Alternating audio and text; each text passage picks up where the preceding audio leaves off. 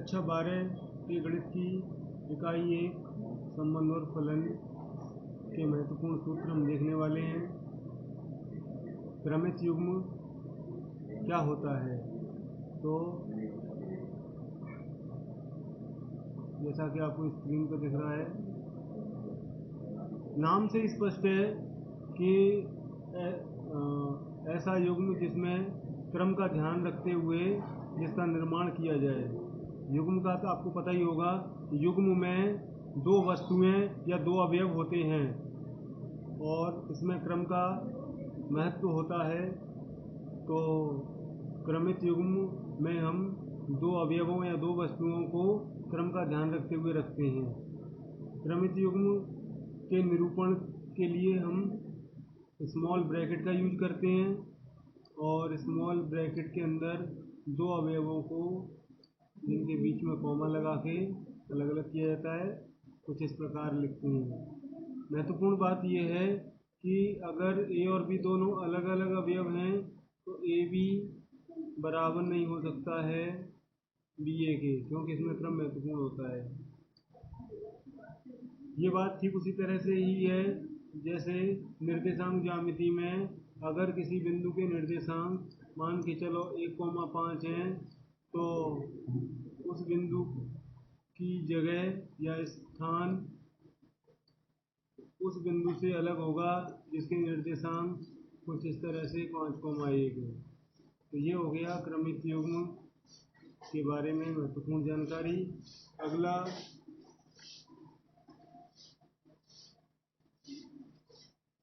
Concept है दो समुच्चयों का कार्तीय गुणनफल। दो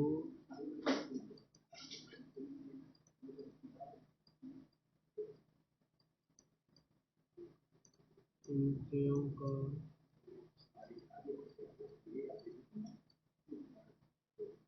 कार्तीय गुणनफल।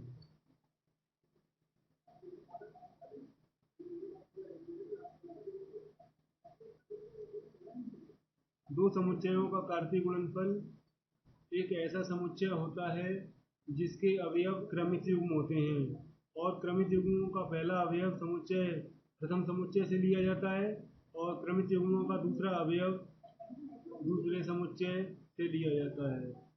इस बात को हम एक उदाहरण की सहायता से समझ लेते हैं कि मान के चलो आपके पास दो समुच्चय हैं।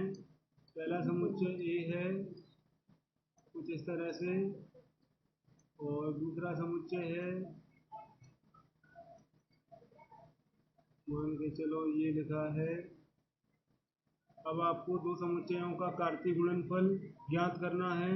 तो दो समुच्चयों के कार्तीय गुणनफल को a क्रॉस b से प्रदर्शित करते हैं। तो इसको कैसे पढ़ेंगे? a cross b। ठीक है, ये भी एक समुच्चय होता है और ये एक ऐसा समुच्चय है जिसके अवयव क्रमित युग्म होते हैं। तो क्रमित युग्मों का जो पहला अवयव है पहले समुच्चय ए से लिया जाएगा तो दूसरा समुच्चय बी से लिया जाएगा। इसमें आप देख सकते हैं हम ए के साथ में 1 को ले सकते हैं, ए के साथ में 4 ले सकते हैं, बी के साथ में 1 और बी के साथ में 4। तो ये हो गया हमारा ए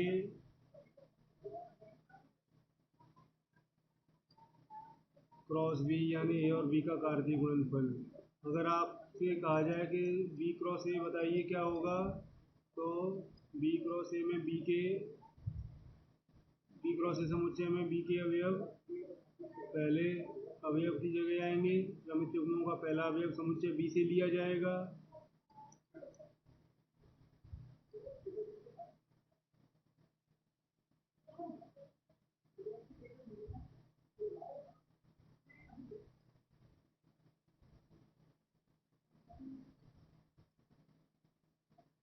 तो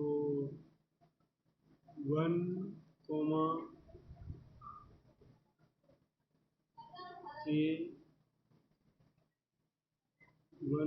b 4, a and 4, b।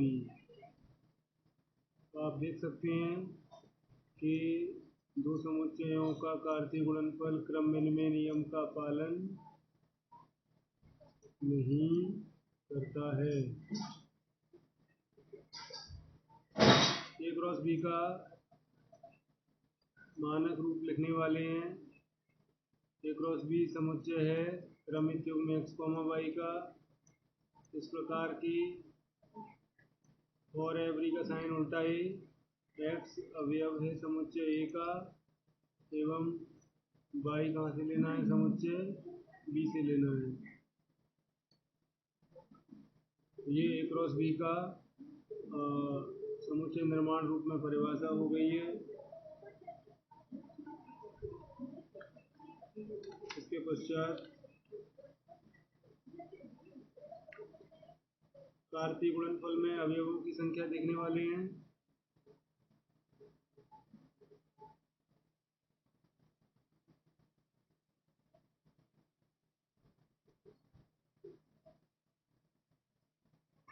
कार्तीय गुणनफल में अवयवों की संख्या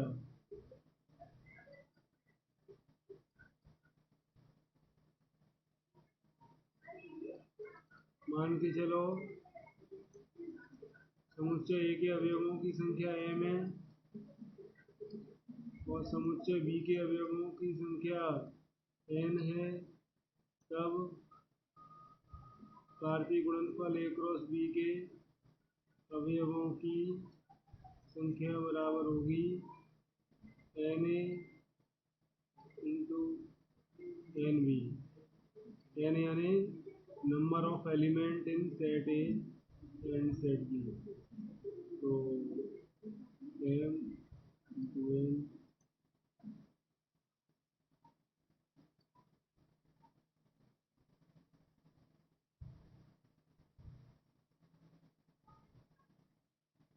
ठीक है। अब आपके पास ये जो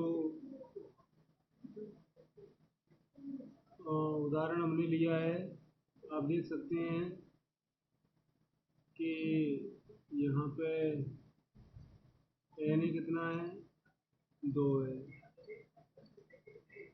एन बी कितना है, ये भी 2 है। तब एन ए क्रॉस बी कितना आएगा, 2 इंटू 2 यानी 4 आएगा। इस उदाहरण में आपने ये देख लिया होगा। चलिए आगे बढ़ते हैं।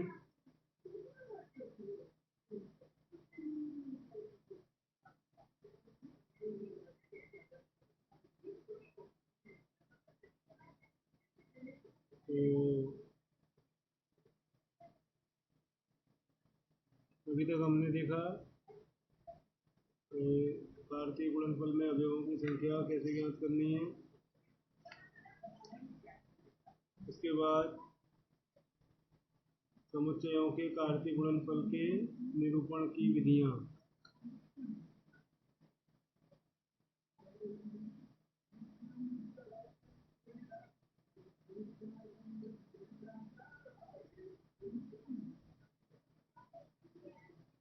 दो समुच्चयों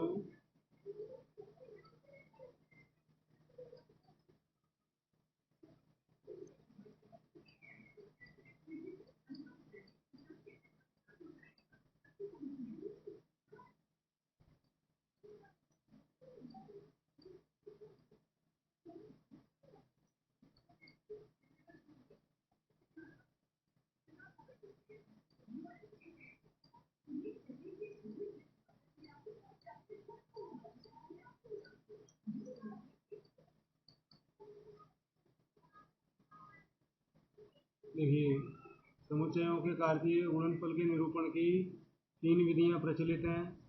पहली विधि है सारणीबद्ध रूप।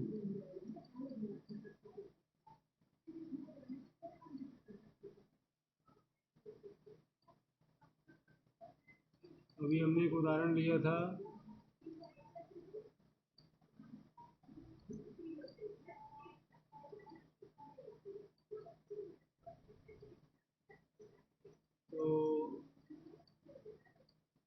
समुच्चय ए में 2 अवयव हैं, बी में भी 2 अवयव हैं, ए क्रॉस बी में 4 अवयव आएंगे। और जब आप चारों अवयवों को लिख देते हो तो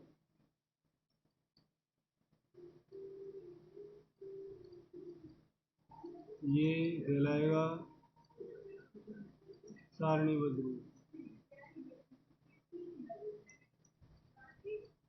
दूसरा होता है समुच्चय निर्माण रूप।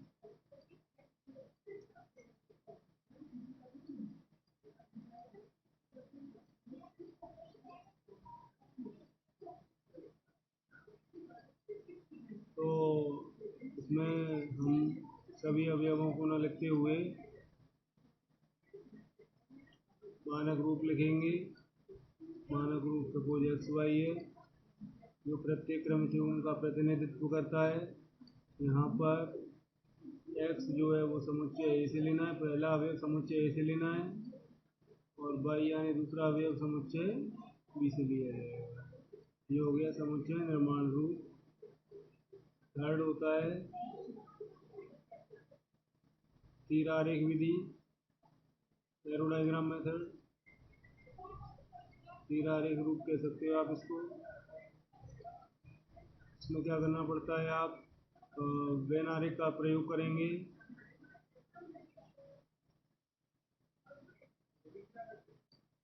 तो ये हो गया समुच्चय ए, ये हो गया समुच्चय बी। समुच्चय ए और बी दोनों को वेन आरेख द्वारा वृत्तों में बदला जा सकता है, प्रदर्शित किया जाता है। समुच्चय ए के अवयवों को इस वृत्त के अंदर रखेंगे, ए बी। समुच्चय बी के अवयव में 1 4। तो आप देख सकते हैं हम क्या करने वाले हैं तीर आरेख रूप में। ए क्रॉस बी का मतलब है ए का एक अवयव बी के एक अवयव से एसोसिएट है, संबद्ध है। तो ए का अवयव समुच्चय ए का अवयव स्मॉल ए किससे किससे संबद्ध है, समुच्चय बी के किस किस अवयव से संबद्ध है, 1 से है और 4 से है। ठीक इसी तरह से बी किससे संबद्ध है, बी 1 से भी संबद्ध है और बी 4 से भी संबद्ध है। ये हो गया कार्तीय गुणनफल के निरूपण की विधियां हो गई। 3 विधियां हैं, सारणीबद्ध रूप, समुच्चय निर्माण रूप और तीर आरेख रूप।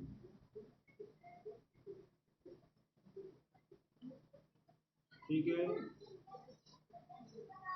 तो हमने यहाँ तक देख लिया है।